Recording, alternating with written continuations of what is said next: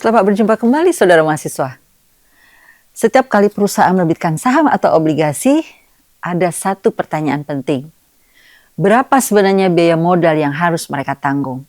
Jawabannya disebut WACC atau Weighted Average Cost of Capital, yaitu rata-rata tertimbang biaya ekuitas dan biaya utang. WACC mencerminkan tingkat pembelian minimum yang diharapkan investor dan kreditur. Nilai WACC sering digunakan sebagai tingkat diskonto dalam analisis NPV atau Net Present Value untuk menilai apakah proyek menciptakan nilai. Jika tingkat pengembangan proyek atau Internal Rate of Return lebih besar dari WACC, maka NPV bernilai positif dan proyek layak diterima. Sedangkan jika WACC lebih besar dari IRR, maka NPV negatif dan proyek sebaiknya ditolak.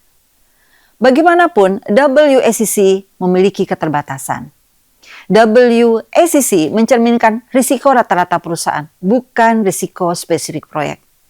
Jika proyek lebih berisiko dari bisnis inti, menggunakan WACC bisa membuat proyek berbahaya terlihat layak, dan itu berpotensi merusak nilai perusahaan.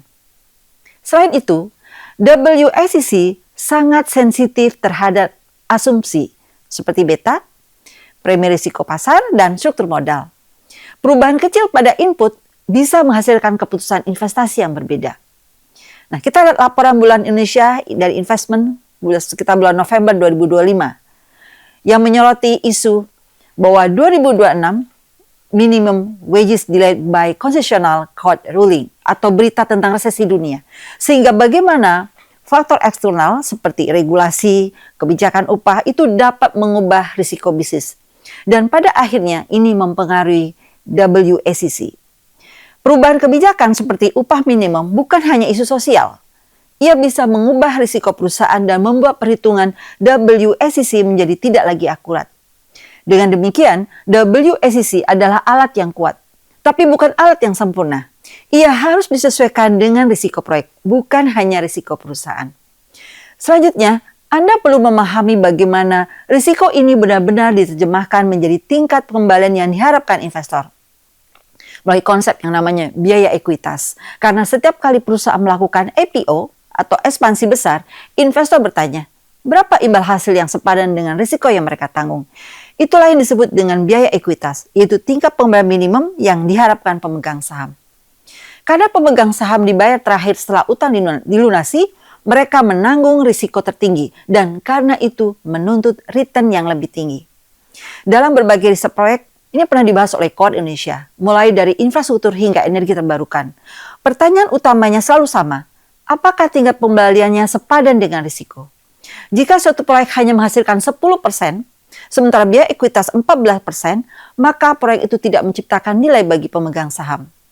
Biaya ekuitas menjadi tolak ukur penting, karena investor hanya akan menanamkan modal jika imbal hasilnya cukup tinggi untuk mengkompensasi risiko proyek. Untuk menghitung biaya ekuitas secara sistematis, kita menggunakan yang namanya Capital Asset Pricing Model atau CAPM yang mempertimbangkan tingkat bebas risiko, beta, dan premi risiko pasar.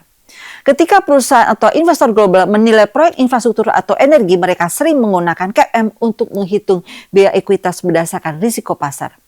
Kelebihannya, CAPM sederhana, fokus pada risiko sistematis dan terintegrasi langsung dengan perhitungan WACC. Namun, CAPM juga memiliki keterbatasan. Ia mengandalkan data historis, asumsi pasar efisien, dan sulit menangkap risiko spesifik proyek seperti regulasi atau risiko politik.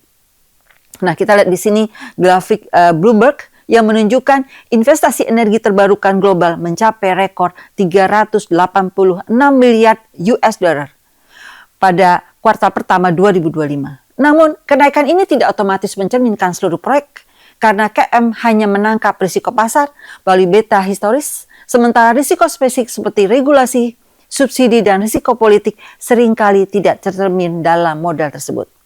Karena itu, dalam keuangan proyek, CAPM sebaiknya dilengkapi dengan analisis sensitivitas dan skenario agar keputusan investasi lebih akurat.